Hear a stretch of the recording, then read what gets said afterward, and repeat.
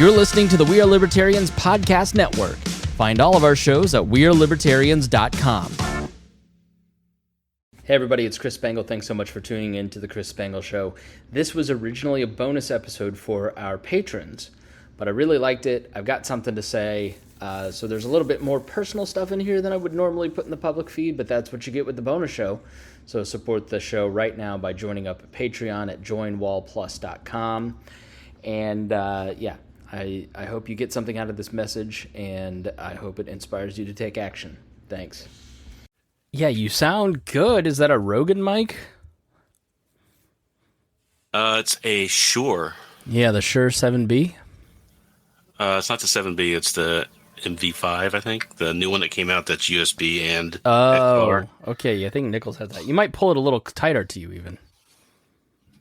I gotta redo some things, but yeah. There you go. Okay. Then I got the Focusrite mixer that you guys recommended, which is great. It is. I feel like the first one I bought was so bad. I told you, don't buy Pile. Behringer can be okay, but Pile is like the house brand at Radio Shack quality. It's like TCL. So you deserve Sony or Samsung.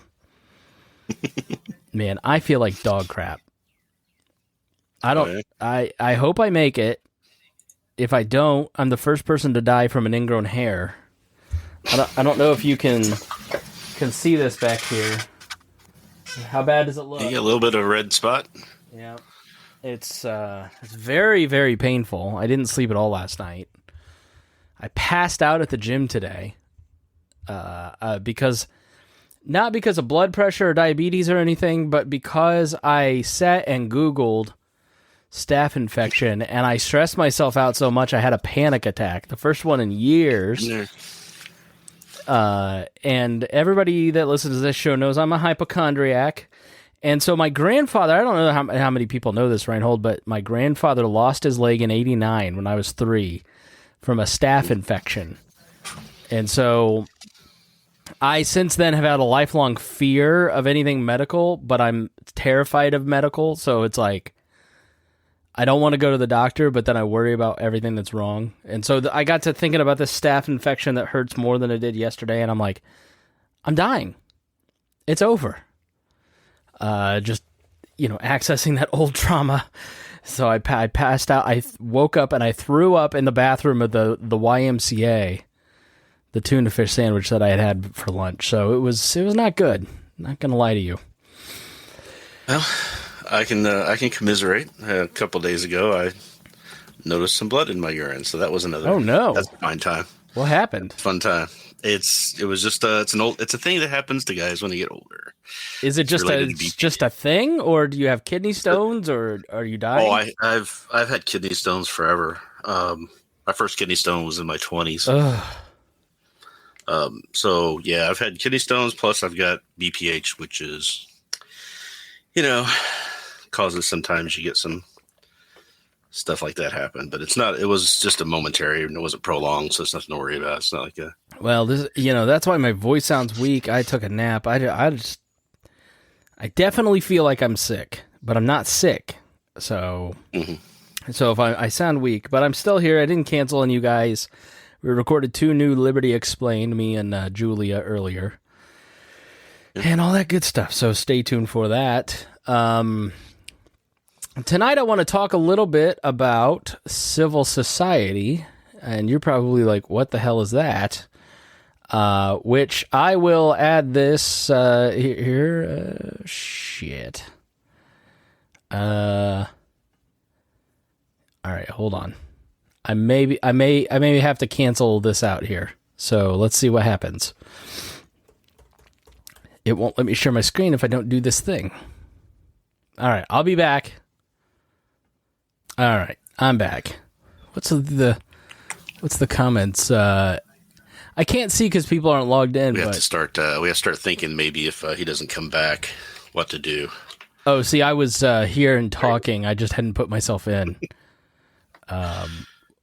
Boomer alert. Yeah, we do sound like boomers.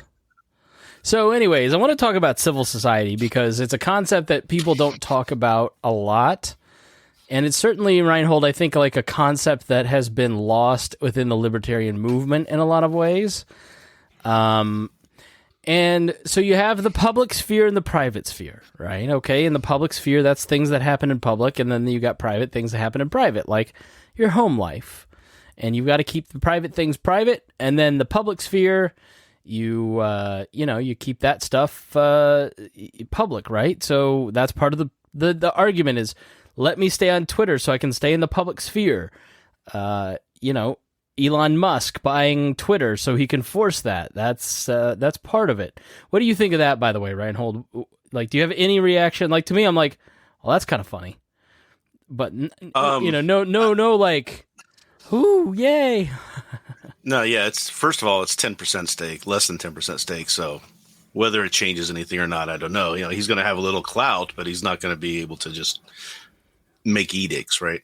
Especially if it starts hurting the bottom line and the other shareholders, balk at it. Right. And it's really a case of, no social media site that's claimed that they're going to be free speech for everybody has ever lasted or ever been successful, because they either have to allow horrible stuff on the sites, which nobody wants to hear and everybody leaves, or they start moderating, which they should be doing.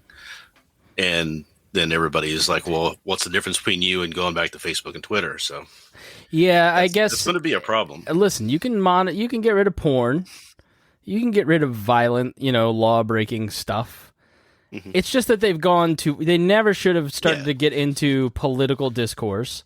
Like our buddy Vaughn, a pastor, I hope he doesn't mind me sharing this, but this is from 2016 that he got removed today.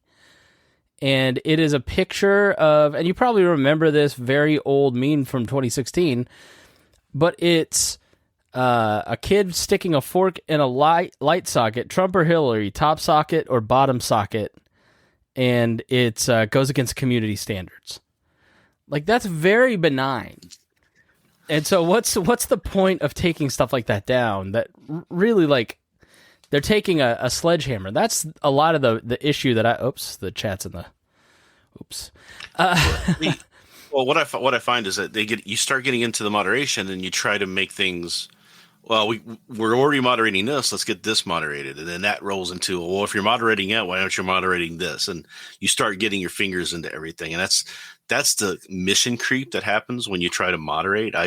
I've been, on bulletin boards and other communities since, the late 80s, early 90s as a moderator. And I've run into that situation where you want to keep certain things off, and you don't want conversations to devolve and people start yelling and hating each other and making the community not anything anybody wants to be. Yeah, you've got to have, in the public sphere, you've got to have some rules of the road. Right. But then you also have to get in, am I moderating because I personally don't like what was being said, because it's something that shouldn't be said, or something that's going to cause too much of an issue? And then you have to get into those types of things. And it's a tricky road to go through. And I don't think people realize that how much that has to go into the conversation. The end result is that if enough people are upset about how far you've gone, they will leave and go somewhere else. Yeah. Like true social. At some point, they're going to either have to recognize that they've gone too far, pull back, they're going to have to revamp, or they can use, somebody buying 10% of your stock as an excuse to say, okay, we're going to change things now, right? That you've been wanting to do for a while. It gives them cover and someone to say, this is why we're doing it. Yeah, you've got to. You don't get to just do whatever you want in the public sphere. You get to do whatever you want in the private sphere, according to libertarians.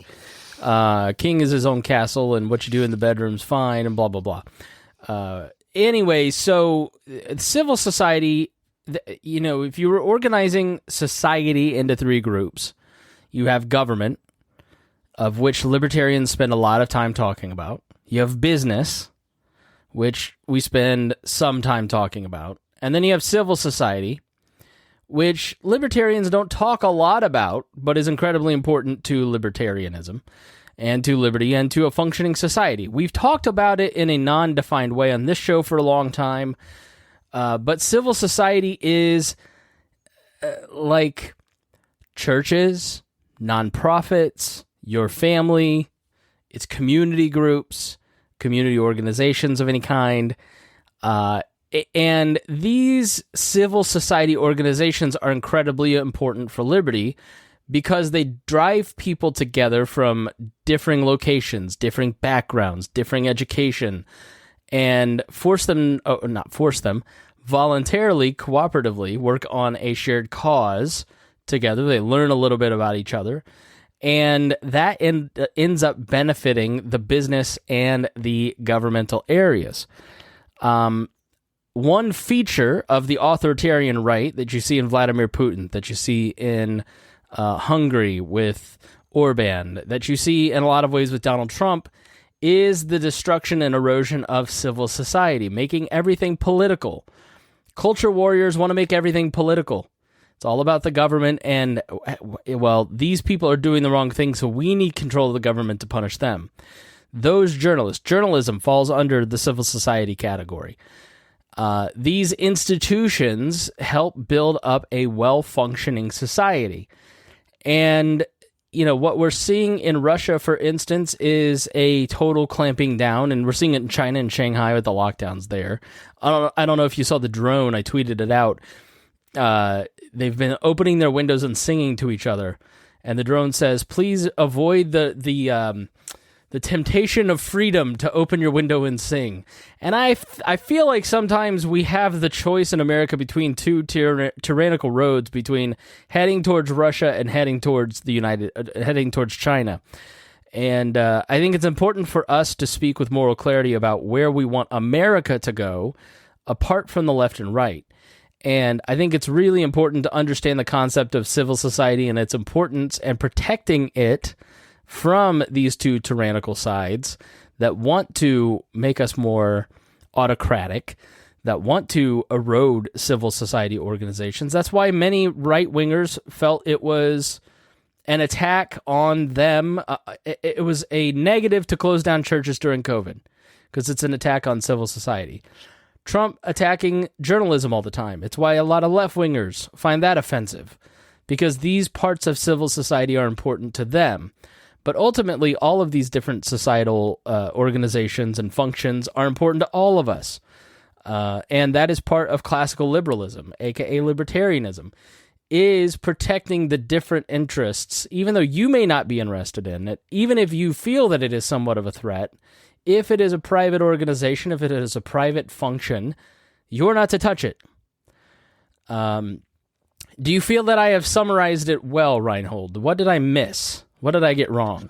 Well, the only thing I would think of is that it's not that you don't touch it, it's that you don't touch it with force or use of the government. It's if you disagree with what a civil organization is doing, you can boycott them. You can, try not to want to be a part of what they're doing. That's how society kind of works itself out for the most part. As long as we're not violating any rights of any people while we're doing that, I think that it's a fair way to have that interaction. A lot of people who say they're libertarians often are like, I want to be free to do what I want to do, but then they don't take that to the next step and saying, I want to defend everybody else's right to be able to do what they want to do as well. And if we don't defend those rights, then our rights aren't going to get defended and aren't worth anything. So that all compasses together. And if you want to get rid of the government, you have to get rid of the things that the government does that are beneficial to society. There are things that the government does that does help people. They're doing it the wrong way. They end up hurting more than they help. They shouldn't be doing it that way. But there are things that still need to be done by society at some point. So you need to have private organizations stepping up and doing that. And the good thing is about that now is that we don't have to wait for the government to tell us we can. We can just do it anyway. And then when we prove that we don't need them taking care of the situation because we already have it in hand, then that part of the government can be folded away. Yeah, exactly. That's how you take down the government. Gleaner's Food Bank takes in millions of dollars from the federal government. They can't make that money up if people don't donate. And there's a lot of talk about democracy. And, as a good little Republican, you're always trained to kind of like shriek in horror when you heard the phrase democracy. We're a republic, but we're a Republican democracy. And I've kind of been reading and thinking a lot about, what is democracy? Because it's hard to say, Hayek talks about in The Road to Serfdom, democracy is a good environment for freedom until it's not. And it can become as tyrannical as an autocracy, like what Putin runs, like China. These different types of autocracy. Obviously, Putin has a singular autocracy where he's in charge. China has a ruling party. But these are top-down organizations, if not near totalitarian, where a totalitarian government essentially tries to control all of the government, all of business, all of the civil society sectors, trying to fold it all into a singular vision. Whereas an autocracy, it is a single person or group governing the government part. And you've seen Vladimir Putin, for instance, start to erode over his 22 years. You have these milestones, like in 2004, removing the elections of governors in the territories. There is only one office that you can vote for in all of Russia that is voted on, and it's the president, and he fixes that election. And you see so I reached out to the Libertarian Party of Russia and talked with the head of the Libertarian Party of Russia the first week of the war. Didn't want to come on because of the fear of his safety. Nobody else wanted to come on. He was detained because he was out in the streets protesting. Well, the erosion of the freedom to assemble, the erosion of freedom to speak, this is erosion of civil society. You want people to be able to protest, even if it's like you have all kinds of competing interests. I think the problem that we have with the far left and the far right is that they often think that if only enough of them, if they can just be in power and eradicate the opposites, then it'll be fine. If only there's just the right speech, the right control of speech, the right control of behavior, the right state religion, we can really get control of this. But that's not how it works. There's dissidents in every single system. And so, we live in a Republican democracy. And you hear a lot of the left, for instance, talking about democracy, and Joe Biden saying we need to fight for democracy. Well, what does that really mean? Because it doesn't hold a lot of credibility for those of us who have watched over the last 2 years, seeing civil liberties and civil society and many other parts of our society trampled on by these Democrats claiming freedom. It was galling in the early weeks of the war watching the head of the Australian lockdowns talk about how they support liberty and they're going to fight Russia, who's an autocrat. It's like, well, what's really the difference between you and them? So I firmly am a Democrat, small d. I believe in liberal democratic capitalism. It is what has lifted so many people out of poverty. It is what has made America great. Classical liberalism, which is openness, diversity, freedom of speech, freedom of assembly, all of the different values. When you're taught Americanism and what it means to be an American, that's classical liberalism in a lot of ways. Now, is classical liberalism practiced? No, I just saw a poll that said that the lifting of COVID restrictions on immigrants is a huge mistake according to a vast majority of Americans. So not necessarily valuing openness and diversity and freedom of movement and other things, but these ideals that we aspire to. The reason that we all became libertarians are held and embraced within true democracy. And it's up to us, I think, to fight for these classical liberal values, democratic values, and capitalist values as we move forward, because we've got a right. We always thought that the right was on our side, Reinhold, but CPAC is going to hold their convention with Viktor Orban in Hungary, who is an autocrat that has, ran on the backs of immigrants and punishing journalists and shutting down freedom of speech in his country. You are starting to see the right, certain parts of the right, if not a lot of the right, begin to align with Vladimir Putin, Rod Dreher over at American Conservative saying, basically, Vladimir Putin is supporting Western civilization. So you've got to destroy Western civilization to protect it. Because nothing about Vladimir Putin is valuing, in his actions, is valuing Western civilization. He is a mobster who wants to get rich. And so I don't understand the point of view of, I believe you can be anti-war, Reinhold, without sucking off Vladimir Putin. I would just like to say that I got a lot of heat last August for pointing out that Daniel McAdams, head of the Ron Paul Institute, used to have a blog called The Daily Putin, and has a weird pro-Russian bent and never seems to go against Russia. And now you look and you're just like, what are they say? What are they even talking about? Like, they're completely ignoring reality to promote Russian propaganda, including Ron Paul himself. And I just have to ask you, how many piece of shit friends does Ron Paul need to have before we start to wonder if Ron Paul's a piece of shit? Just something you should ask yourself. So I'm for, and I know we're all supposed to be like both sidesism and, what about this and what about that? But at the end of the day, I'm not supporting my own government's tyranny. But in doing that, I'm not going to support another government's tyranny. We should be looking at Vladimir Putin, Viktor Orban, China, the American government, Canada. Like, we should be as against their cracking down on libertarian principles as we are against our own country. So I know I've referenced to you, Reinhold, but please pull me out of this monologue. Thank you. Well, and first of all, a lot of people say we shouldn't be trusting politicians. Well, if you're not supposed to be trusting politicians, what makes you think these politicians are good as opposed to those other politicians, right?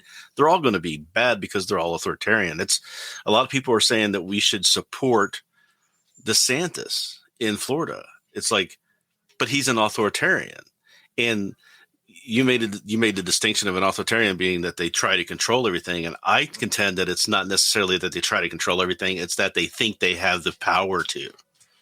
Just because they're benevolent in certain areas that you happen to agree with doesn't mean that they don't think they have the right to actually do that if they thought it was the way to get them reelected. Ron DeSantis would do it in a heartbeat. Has a huge penchant for using the state to force other people to live the way he thinks. Mm-hmm. Right. I mean, he was so against the lockdowns, which was good, but then he was ordering businesses that they couldn't lock down on their own volition, which is super authoritarian. It's against private property rights. You can't have that. I get that you agree that you like that he pushed back against the lockdown state, but you don't replace it with just as bad. Right. Yeah. And that's what he was doing. And this whole kind of, I see a lot of people who are against the stuff that is happening on the left to the point where they will forgive everything that the right is doing. And the people on the right who think that the right is doing spinning over in the far left. And you can't do that. You have to have a set of principles, and you have to call out what you think is wrong when it's wrong. Yeah. And that's how you become consistent, not by just claiming that you're consistent, by actually being consistent. I'm tired of your infighting, but I'm tired of your infighting. And this is something you and I have talked about, because you and I fight with each other more than anybody else in the group, because you're a liberal stooge and I'm correct. But I believe civility and kindness is important. There's a reason we're not going to do shows on certain libertarian topics of the moment out of professional courtesy, out of what is actually important, out of, like I try to be kindness. Like, kindness is important to me. But it doesn't mean that you don't think that there are certain things that are wrong and ugly and terrible on your own team. And there's plenty of people doing all that stuff and all that legwork and all that documentation, right? Mm-hmm. But there does come a time where you have to say, like, these things are wrong, this person is wrong, even on my own side. Just constantly crying, let's all be civil, let's all be united, let's all not fight, let's all get along. I don't believe in that. I think you just have to choose your spots. I just don't think you can constantly bludgeon people with it.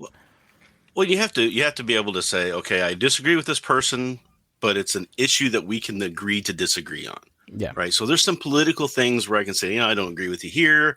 I think this is wrong and this is why, blah, blah, blah, blah. But when you start getting into things that are more along the lines of violating people's rights, bullying, those sorts of things, you got to stand up to that sort of thing. Right. I mean, you have, if that's important to you as a core belief, then you have to push back and say, no, I disagree with this. And people who sit and say, well, we should all just be getting along and letting this go, you're letting that define the movement that you are associated with. And you're going to eventually find that you're on the outside and they're doing something you disagree with. You won't have the you all this time saying we should get along to push back on it. And the people who would be there pushing back on it, you've pushed out. Yeah, I think you have to stay. You have to be principled, but you don't. Being principled doesn't mean you're weak. I guess I don't know how to put it. But what we're really talking about is democratic values, right? Like having a clear vision of where we ought to go and how things ought to operate. Speaking up about those values, but also respecting that other people may disagree. So there's, I'm test piloting an episode for you guys, okay? I mean, I've been thinking about this stuff for 6 months or more, maybe since January 6th even.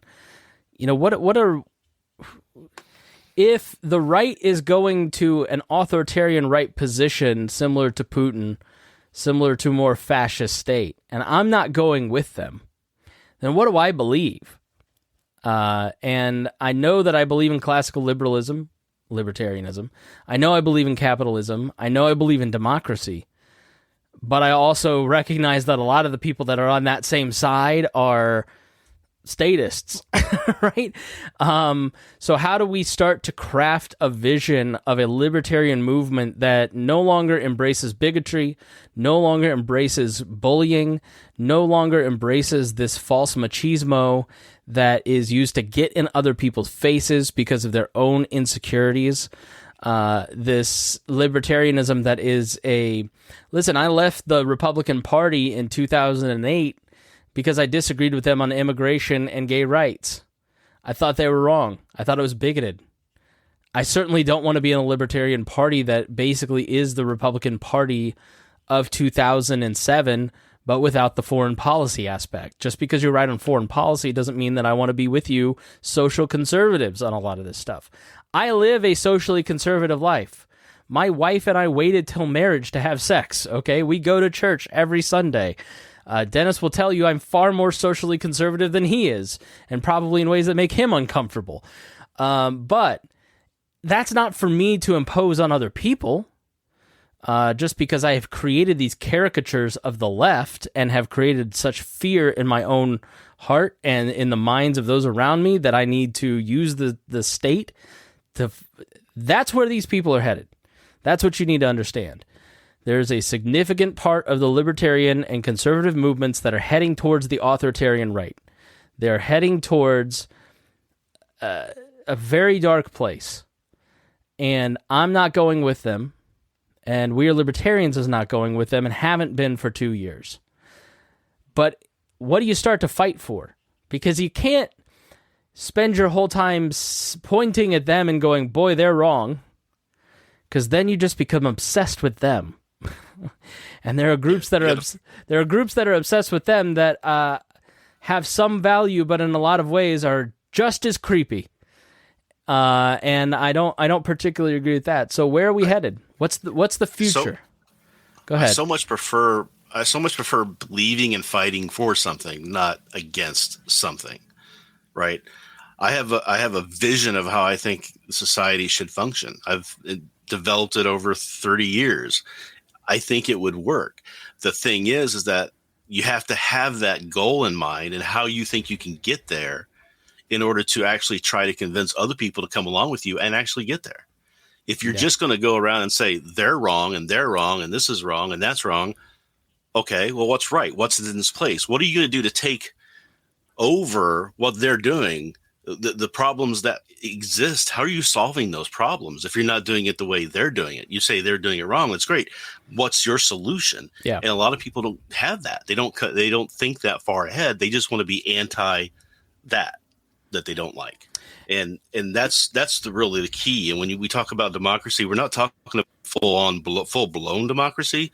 I think that there's a democracy that we should be focusing on that is not populist. So there's a populism where everything is open, everything is whatever the majority wants, but you have to be able to defend the rights of everybody else. And sometimes that means that even though the majority wants something, it's not something they can do because you were protecting the rights of the minority view, right? That's not pure democracy. That's more of a constitutional or Republican, or however you want to say it. There's a definition there that is above and beyond straight populism. Now, I see a lot of people on the authoritarian right start heading down into populist route, which takes them right into the worst parts of the right, and that's a scary thing to get into. I need to beat up on trans people to sell my razors. I need to create fear in you about leftists to get you to buy into what I am saying. So I'm going to create caricatures. I've been thinking a lot about what can I do with the show to kind of talk about these values that I think are important. Obviously, civil society has been a huge part of my career, especially the last few years as I've started to find my voice. The Pat Down is 99% comedy, 1% racial reconciliation. And Dion is a socialist, a Bernie Sanders socialist. Well, he and I are friends, and I want to model friendship between a libertarian and a Bernie socialist. Like, he thinks I am a Mises Caucus guy, right? So he thinks, but they're, and having uncomfortable conversations about race and just trying to find the common ground. The nonprofit radio show, I'm restarting that at indianapodcasts.com because I think it's important to highlight people who are in the civil society sector and what they're doing and how they're doing it. We're going to be doing more storytelling on on the Chris Spangle show, to talk about how we can decrease the size and scope of government by illustrating to you that government doesn't help people as much as we all want to think. It makes us feel good that something is doing something for someone. We're just glad we don't have to do it. But the reality is, what is happening is the poor are being ground under the foot of bureaucracy in our name. Or the poor in Yemen are being bombed with our bombs. But we've just got to do something. Usually means some marginalized poor person is about to be hurt with your tax dollars. It happens here. It happens in your neighborhood. It happens in your town. It happens in your country, in this world. And so that's part of what we're going to be talking about. But as the attacks on democracy and listen, I have no illusions that when Joe Biden says he's in a war for democracy in the Ukraine, he's not in a war for democracy. He's in a war to supply weapons to Ukraine. I think democracy is a concept that is being lost and watered down in the modern libertarian movement because nobody defends democracy or talks about it. And that's what I want to do a little bit tonight and just kind of go over this framework that I found. But this is a continuing conversation that we're going to continue to have as we work towards our own framework here on the Chris Spangle Show of how we think society ought to operate from values of openness. Democracy is only one tool towards liberty. It is not an ends of itself. And that's where a lot of progressives and libertarians, and I, like myself, depart from a lot of the left, because they see it as the ends, and I do not. So this is from the University of Penn, the Center for High Impact Philanthropy, The 5 Elements of a Strong Democracy. And I wanted to read this because I wanted to give you some sort of alliteration of democracy. Everybody's running around talking about democracy, but nobody defines what that is. And so I thought this was a good summation of some of the values of democracy that are important and why it supports the civil society sector, which we see as libertarians as the most important sector. Business and civil society are more important to the functioning of the flourishing of liberty than government. So we need a strong civil society, but that then will end up being a strong democracy. And so there are 5 elements. First is empowered citizens. The people are the principal actors in a democracy. Citizens are empowered when their rights are protected. They are informed, and fellow citizens and policymakers proactively engage them in the democratic process. Yeah, you can sit on your front porch with your AR-15 waiting for the boogaloo to kick off, or you could put that down and go to the county council meeting. I'm guessing you haven't. I'm guessing you don't know your city councilor. I'm guessing you don't know the name of your state representative. And so before we all start shooting, let's do that. Fair processes. As the mechanics of democracy, fair processes respect the principle of one person, one vote, and hold policy-making institutions accountable through checks and balances.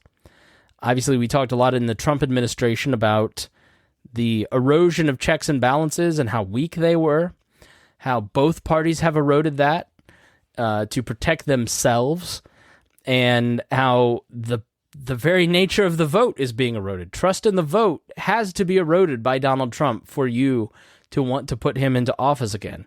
He has to lie to you. He has to make you think that the vote is rigged. Because if you think that the vote is you and your neighbors counting ballots together under heavy surveillance, which it is, then you're going to find him to be a bullshit artist. So he doesn't want that. Responsive policy. As an output of democracy, responsive policy weighs all citizens' interests and values equally, provides for the common good, and establishes institutions that empower individuals to protect their rights. The libertarian reading of this is that policies that don't respect the rights of the individual are null and void, and we need to be aggressively in our local Republican Democratic bodies, the legislatures, the city councils, fighting against and for legislation revolving around individual rights. Information and communication. These elements mediate the relationship between citizens, processes, and policy. Information and communication that are responsive, are representative, accurate, and trusted ensure fair processes enable citizens to hold policymakers accountable. It's hard to find information you trust because so many of the people within the journalistic industry and the politicians that want you to stop listening to them have all let us down. And there is a loss of trust in all sides here for a reason. Social cohesion is the 5th one. A shared sense of purpose and identity is implicit in the enduring phrase, "we the people." A democratic society's members recognize each other's right to a voice in the political process and are willing to collaborate for common ends. So, if you're in this society, I want you to have a voice, even if I disagree with you. And that is in short supply lately. Now, let's go down to, the elements that we just read. There's an indicators, key determinants, what donors fund. Let's talk about the key determinants of, let's say, empowered citizens. What does it look like?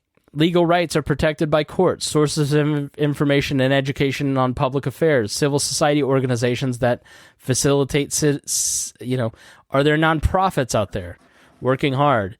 That's done through civics education, community foundations, legal defense funds, training candidates for public office.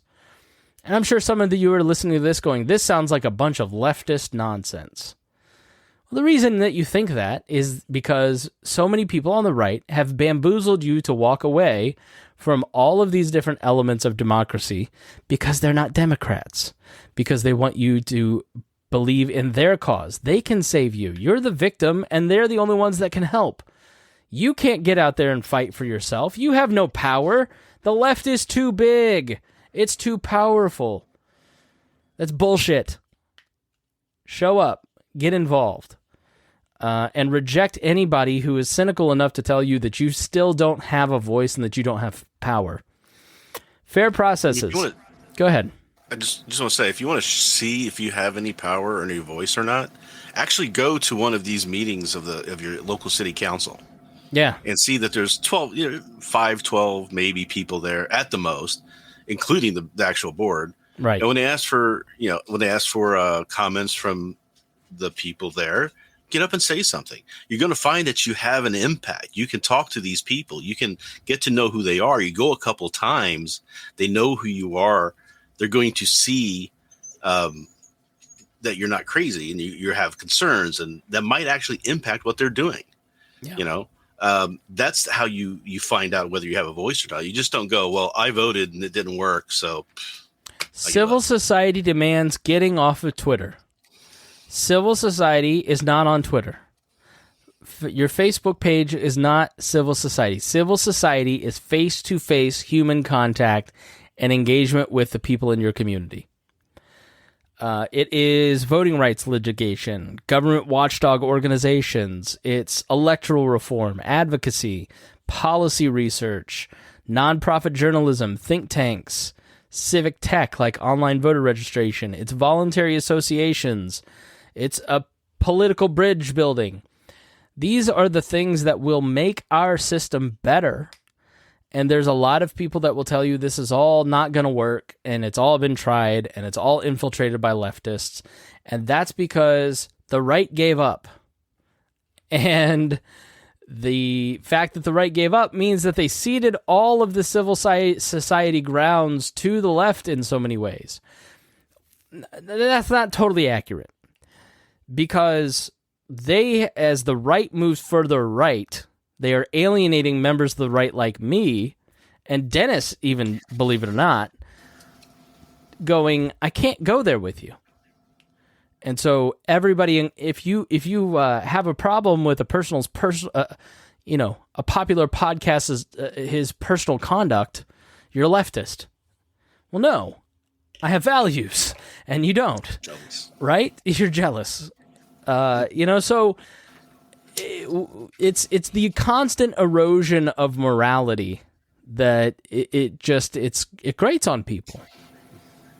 People start to rationalize defending things that they normally wouldn't defend because it's politically expedient to do so. They're heroes, the people who are leading their movement. They can't afford to lose those people. So they can't afford to call out those people. So they have to justify it. They have to rationalize, well, this is different because, or this is why this is happening because. And it becomes victim shaming. It becomes just total hypocrisy in a lot of areas for some of the people who are engaging in that. And it never works out well in the end, because eventually, like, I spent a decade defending the newsletters. Mm-hmm. Right? And Ron Paul. I spent a decade online vehemently defending him. And I got to the point where I said, I cannot defend this anymore. This Russia stuff has to be a break for so many people, not just in the libertarian, but like conservatives, like CPAC going to speak in Hungary. Like, what are your values and principles? Because if you don't start articulating them and thinking about them and talking about them and preserving the language of your own morality, preserving the language of liberty, you're going to lose it. And it will no longer be available to you because you will have forgotten it. Because the goal of tyrannical people is to keep you off balance all of the time. Live in the present. Never think about history. Never think about the history of an organization. Constantly be afraid of the new thing. there's a lot of people on the right that have that exactly right. That's exactly what is happening on a lot of the mainstream media. They want to keep you constantly hyperventilating in fear because it makes you more controllable and it makes you lose the language of liberty. And so, when we're constantly arguing, let's take trans sports. I have a definite opinion. Dennis says Reinhold has the exact opposite opinion. But we could spend all of our time arguing about that one issue. But how many people in our state actually does that apply to? 1, 2, right? Whereas inflation impacts everybody, right? Inflation is a huge issue of liberty, of justice, of capital. But people want to keep you divided and galvanized on their side, arguing about these things. I'm not saying that if you're, you're the trans swimmer, I'm not trying to be dismissive of your experience. I'm sorry, but that's where Reinhold and I disagree. Is like you're a very small minority, and so we've got to focus on some of the bigger issues. So, and then Reinhold, you would say, oh, well, we need to focus on this because if just one person gets hurt, one person. Well, I think you're going to find it's more than just a few people eventually are going to feel comfortable coming out they don't now. So that's the whole thing there, is that you still have to kind of protect minority rights even if you don't agree with them. Yeah, well, sure. All right, go shut your dog up. So, yeah, the reality is that the entire system right now, if you are watching a screen, you're not living in civil society. You're living in some weird alternate reality where people don't exist but do exist, and we are living in this 1984 weird concoction of outrage and 2 minutes hate. And we are letting civil society atrophy. Churches are ceding care for the poor to the government. That's a sin. So things like that. So, all right. Well, I want to wrap up. I don't have a lot more to say here. I'll give Reinhold here your final thoughts. So my final thoughts is something I was thinking about a couple weeks ago, and I was trying to figure out a way to explain this and how to solve an issue. So I think, as I said before, I think the way to solve getting government out of things that they shouldn't be involved in is by coming up with organizations, doing it ourselves, and solving the problem. But how do we go about doing that? Because there's some great places I've seen starting up that are doing this, and they're not taking any government money, which I think is key. Because as soon as you allow the government to give you a little bit of money, they own you. Politics gets involved, and then you can't do what you need to be doing and focusing on. So I think there should be an organization out there that is strictly limited to identifying all of the organizations that are doing it the right way. They're doing non-governmental agencies that are solving problems with private money, no government involvement, no government interaction. Get them together in a organization, something like a Better Business Bureau or something like that. Just something where you can say, okay, I know that this person, this organization I want to give money to, they sound like they're doing a good job. They have the tag of this organization approving them and identified that they are not getting government money, that they're doing it the right way. They're not embezzling. They're not ripping people off. They're actually helping people. You can start trusting that organization, and you can start getting money funneled into these others. And it takes a lot of the work off the person who does want to give the money to help, but don't want to spend all their time researching and trying to find who to help give money to, because that's how they do it now. They just give it to the government and let the government decide, right? So I think that that's the best way to go about that. And I've got to figure out a way to get that somehow organized, or somebody else to do it, or whatever. I mean, it's just something that was popped in my head a couple weeks ago, and I just haven't been able to get it out. So this was a perfect opportunity to kind of mention it here. So now you got to do it. Hold them accountable. No, I put it out there. Yeah. All right, everybody. Thank you so much for joining us here on this bonus episode. Sorry if it was rambling, but we don't have our thoughts organized. It's just something I've been thinking about, and I don't have it in a neat bow, and you're the test audience. So let me know what you think. Comment on the Patreon site or in the Facebook chat, Dear Leaders Court. All right, thanks, everybody. We'll see you again next Wednesday.